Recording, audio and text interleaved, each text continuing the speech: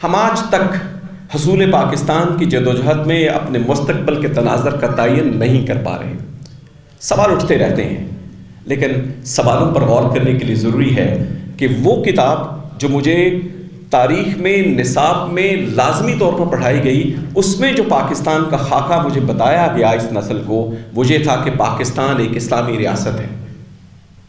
میں نے تاریخ کی کتابیں کھنگالی تو مجھے لگا کہ دنیا میں ریاست کا تصور کبھی مذہب کے ساتھ منسلک ہو کے زندہ رہ ہی نہیں سکتا، وہ جڑا ہوا ہی نہیں ہو سکتا.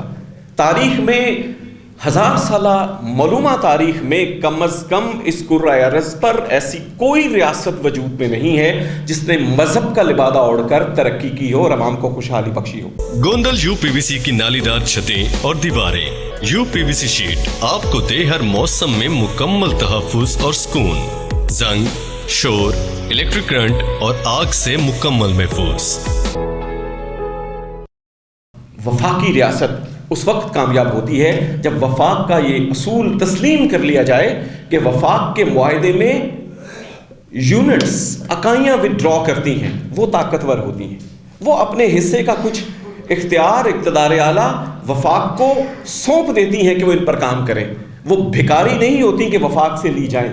جب آپ ملک کے سیاسی نظام کو اس انداز میں چلائیں کہ مرکزیت غالب رہے اور مرکز جو ہے وہ آپ کو بھیک دے، تو پھر ریاست کو بھیک کے انداز میں ہی چلانا پڑتا ہے. چونکہ ہمارا المیہ معاشرت ہے، ریاست سیاست اور معیشت سے بڑھ کر. ہمیں آج اپنی معیشت پر یہ کہنے میں تو کوئی عار نہیں ہے کہ ہم 75 سال سے قرض کی معیشت چلا رہے ہیں، لیکن ہم نے کبھی دیکھا کہ ہمارا مکمل طور پہ لائف سٹائل امپورٹڈ ہے؟ وجہ یہ ہے کہ آپ نے قوم کو فکری سطح پر کمزور کر دیا ہے. واسق شاہ صاحب جس بات کا رونا ذرا خاموشی سے رو رہے تھے کہ اس ملک کا المیہ فکری بحران ہے، بھائی پاکستان بن چکا ہے اور 75 سال ہو گئے. ہمیں یہ تعین کرنا ہے کہ ہمیں پاکستان کو کیسا بنانا ہے. کہ پاکستان ایک باصلاحیت سماج کی کمزور ریاست ہے. ذہانت جو ہے وہ زندگی کے ہر شعبے میں جب تک ہم رائج نہ کریں گے اور پرانے بیانیے پر قائم رہیں گے، اس وقت تک ہمارا سماج جو ہے اس میں بہتری کی کوئی گنجائش نہیں ہے. اس ریاست کو دفاعی ریاست کے بجائے رفاعی ریاست بنانا ہوگا.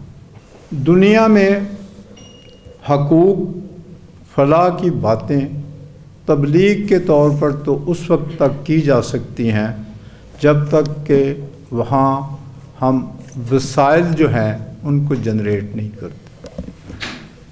وسائل کی تخلیق کے بغیر دنیا میں فلاح کا کوئی تصور نہیں ہے.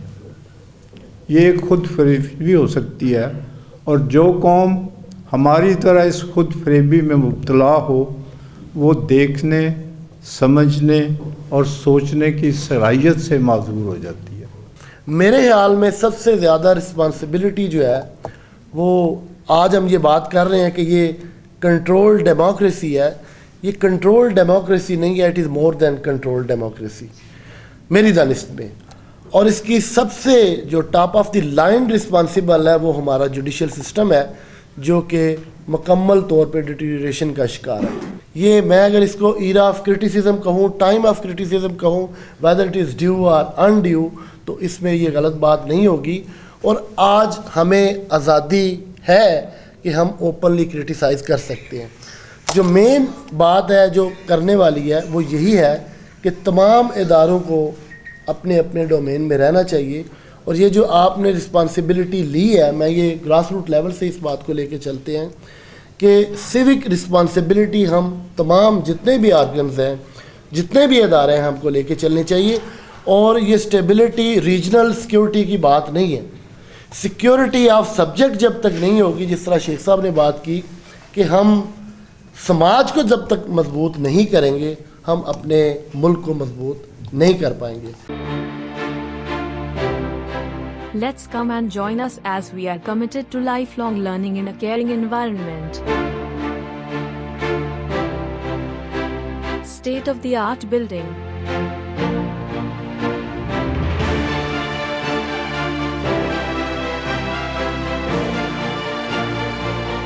Mukabbir College. Glorify your future. ہمارا basically value addition based industry ہے ساری کی ساری. ہم لوگ بیسک را مٹیریل تک، یہ اگر پلاسٹک بوٹل بھی بنانی ہے اس کا بھی بیسک را مٹیریل ہم نے امپورٹ کرنا ہے. تو گورنمنٹ چاہتی ہے کہ ہم کیوں نہ وہ بیسک را مٹیریل بھی یہاں بنائیں. تو آپ کو پتہ ہے وہ ذرا نہ ہوتی مٹی بھری زرخیز والی بات ہے کہ یہاں پہ وہ انہوں نے اس چیز کو تھوڑی سی محرومی دی ہے عوام کو. انہوں نے کہا یہ بیسیکلی ہم لوگ اس کو جب تک بند نہیں کریں گے فیسیلیٹیٹ کرنا، کیونکہ چائنا سے ہر چیز ریڈیلی اویلیبل ہے. ہم نام لیتے ہیں، آپ یہ بال پین کا نام لیں چائنا سے اسی ٹائم آپ کے پاس آ گئی. لیکن یہ کہ جب تک ہم اس پہ ریسٹرکشن نہیں لگائیں گے، اس پہ پابندیاں نہیں لگیں گی، تب تک ہم لوگ اس پہ کام عمل درآمد شروع نہیں ہوگا. تو انشاءاللہ امید ہے کہ وہ انڈسٹریلائزیشن کی طرف جب ہم جیسے جائیں گے، نئی انڈسٹریز لگیں گی، local basic raw material manufacture ہوگا، تو وہ ہماری بہتری کی طرف جائے گی. پولیٹیکل انسٹیبلٹی ہے تب تک اکنامک اسٹیبلٹی نہیں ہو سکتی.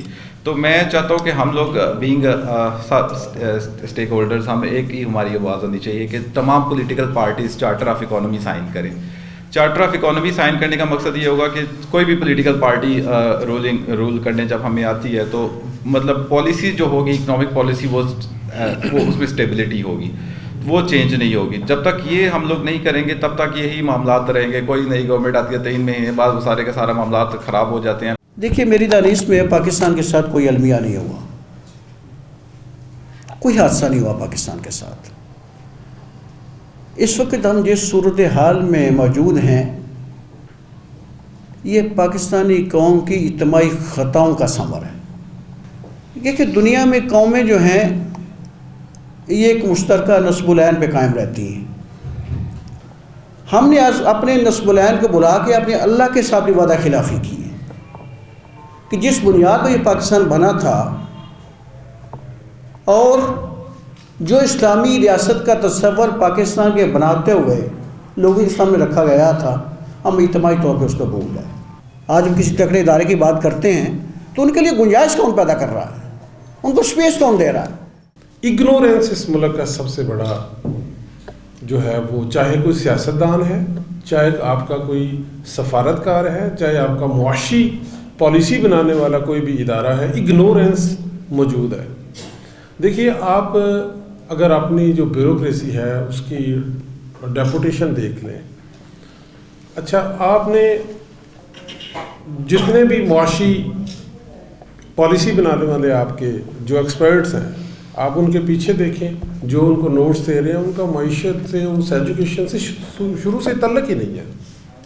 آپ نے محض یہ دیکھنا ہے کہ اس نے CSS کیا ہوا ہے، یہ سرٹن کوالیفیکیشن کا حامل شخص ہے، اس کو بٹھا دیں. تو یہ چیزیں اپنی جگہ پہ چھوٹی، اب مائکرو لیول پہ جائیں تو یہ چیزیں بھی جو ہیں وہ بعد میں جا کے براڈر پراسپیکٹ میں آپ دیکھیں گے تو یہ پوری قوم اس کی کاسٹ پے کرتی ہے. میرا یہ بطور ایک اسٹوڈنٹ کے یہی میرا تجزیہ ہے کہ سسٹم کوئی بھی اس ملک میں تسلسل سے نہیں چلنے دیا گیا. جن کا کام تھا ان کو نہیں کرنے دیا گیا اور جن کو مینڈیٹ حاصل نہیں تھا ان لوگوں نے اس کو اپنے ہاتھ میں لیا.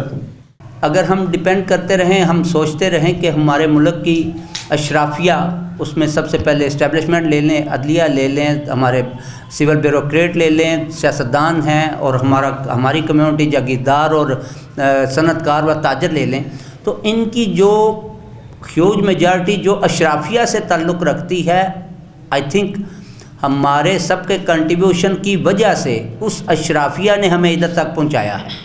اور آئندہ بھی ہم یہ توقع کریں کہ ہمارا میل جول، ہمارا کنٹریبیوشن تو ایسے ہی رہے جیسے ایز اے لے مین ہم کنٹریبیوٹ کر رہے ہیں معاشرے میں، اور یہ اشرافیہ ہم پہ مسلط ایسے ہی چلتی رہے اور بہتری کی کوئی راہ نکل آئے گی تو یہ جھوٹ ہے. بہت مختصر اور چھوٹی سی بات ہے کہ ہم سب اپنی اپنی حیثیت کے مطابق سچ کو سچ اور حق کو حق کہنا شروع کر دیں. بدقسمتی سے ہم سب ایسا نہیں کرتے. مسئلہ اپنے بیسکس کو ٹھیک کرنے کا ہے. آپ کے 2-3 بڑے مسئلے ہیں. ایک آپ کا ڈیٹ کا مسئلہ ہے. آپ کی ڈیٹ ٹو GDP ریشو اس وقت 80 کے قریب ہے. تمام معاشی ادارے یہ کہتے ہیں کہ جب بھی یہ 70 سے اوپر جاتی ہے یہ وائبل نہیں رہتا، آپ سسٹینیبل نہیں رہتے. آپ خود سوچ لیں کہ ہم میں سے نکل کے بنگلہ دیش کی آج ڈیٹ ٹو GDP ریشو 20% ہے، ہماری 80 ہے. اگر آپ 100 روپیہ کماتے ہیں اور اس میں سے 80 قرضوں کی ادائیگی میں لگا دیتے ہیں، آپ کیسے ترقی کر سکتے ہیں؟ ہم معیشت پہ سیاست کرتے ہیں جو زہر قاتل ہے، جو بالکل نہیں کرنی چاہیے. آپ کا جو انویسٹر، چاہے وہ ملک کا ہو یا بیرون ملک سے آئے، اگر اس کو یہ یقین نہیں ہوگا کہ نئی حکومت آ کے نئی پالیسی لے آئے گی اور اس پالیسی میں تسلسل نہیں رہے گا تو وہ کبھی انویسٹمنٹ نہیں کرے گا. جب آپ بغاوت کا پرچہ دیں جاوید لطیف پہ یا فواد چودھری پہ اور سارا پاکستان ہل جائے, میڈیا صبح سے شام تک شور مچائے اور وہ ہفتے بعد باہر آ جائیں, جبکہ دوسری طرف عثمان کاکڑ پہ وہی مقدمہ بنے تو شام تک قتل ہو جائے, بھگٹی پہ وہ مقدمہ بنے وہ پہاڑ کے غار میں جائے, آپ بمبارڈمنٹ ریاست کر کے اس کو پہاڑ کے اندر دفن کر دیں, علی وزیر پہ وہی مقدمہ بنے اور وہ 2 سال جیل میں پڑا رہے. ریکوڈک کا معاہدہ ہونے لگا, ریاست اس میں دلچسپی رکھتی تھی. ہمارے سابقہ وزیر اعظم نے کہا کہ ہم ریکوڈک سے اپنے قرض اتاریں گے. ایک بلوچ رہنما نے جواب دیا, لیتے آپ خود ہیں اور اتارے بلوچستان. کہ ہم نے اس ملک میں ابتدا سے لے کے ایک ادارے کو اتنا مضبوط کر دیا ہے کہ وہ ادارہ باقی کوئی اور ادارہ بننے ہی نہیں دے رہا. سب سے پہلے ہر چیز کا, ہر مسائل کا جو پیوٹل پوائنٹ ہے وہ ایکچولی انٹلیکٹ ہے. ہم بحیثیت قوم ایک انٹلیکچوئل انحطاط کا شکار ہے اور یہ ڈیلیبریٹلی ہمارے ساتھ کیا گیا ہے. اس طرح کی سٹنگز کا یا اس طرح کے ڈبیٹس کا ایکچولی مقصد بھی یہ ہے کہ وہ کلچر واپس لایا جائے جو کلچر ہم سے چھین لیا گیا ہے. وہ تھا گفتگو کا کلچر, ڈبیٹ کا کلچر. جتنی دیر تک آپ آزاد سوچ سے اور کوئی بھی شجر ممنوع نہ ہو آپ کے سامنے کہ جس پہ آپ بات نہیں کر سکتے یا جس پہ اظہار خیال نہیں کر سکتے, تو یہ ریاست نے ڈیلیبریٹلی اپنے جو مقاصد طے کیے ان مقاصد میں انٹلیکٹ نہیں تھا. انٹلیکٹ کو بہت پیچھے چھوڑا گیا اور کچھ کاغذ پہ لکھ کے ہمیں بتا دیا گیا کہ یہ سچ ہے, اس کو آپ چھیڑ نہیں سکتے. جب ہماری پریورٹی صرف اور صرف اپنی سیاست ہے اور جذباتی باتیں, اور جذباتی باتیں یہاں پہ بکتی ہیں.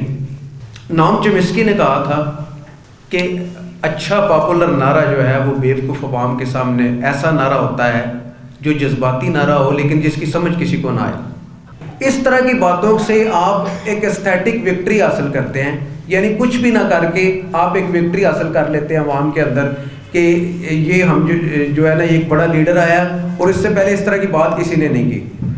سو ان باتوں کو ہمیں اویئر آف ہونا چاہیے کہ بغیر کچھ کر کے جو لوگ وکٹری حاصل کرتے ہیں اس کو ہمیں کنڈیم کرنا چاہیے اور اس کو ڈسکریج کرنا چاہیے. اس ملک کی عمر 75 سال اور چند ماہ ہے. یہ خاص خطۂ ارضی پہ خاص طرح کے حالات و واقعات میں وجود میں آیا جو کہ تقریباً یونیک ہیں. اگر دنیا کے نقشے پر موجود باقی ممالک کے ساتھ ہم موازنہ کریں تو شاید ہی بالکل اس طرح کی کوئی دوسری اگزامپل ہمیں مل سکے.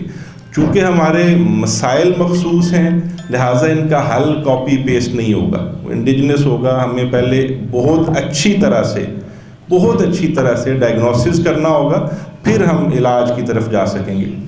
اگر ہم 47 سے 2023 تک کا تجزیہ کریں تو ہم نے مسائل کو زیادہ سنگین اور گمبھیر تو بنایا ہے, ان کو حل کرنے کی کوئی خاص کوشش نہیں کی.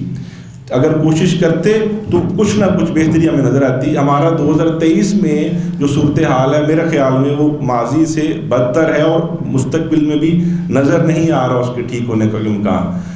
اس کی سب سے بنیادی وجہ جو بطور وکیل میری سمجھ میں آتی ہے وہ یہ ہے کہ جو رائے عامہ ہے, جس وعدے پر یہ ملک بنا, یہ ووٹ کی بنیاد پر بنا, اس کو بالکل نگیٹ کر دیا گیا ہے.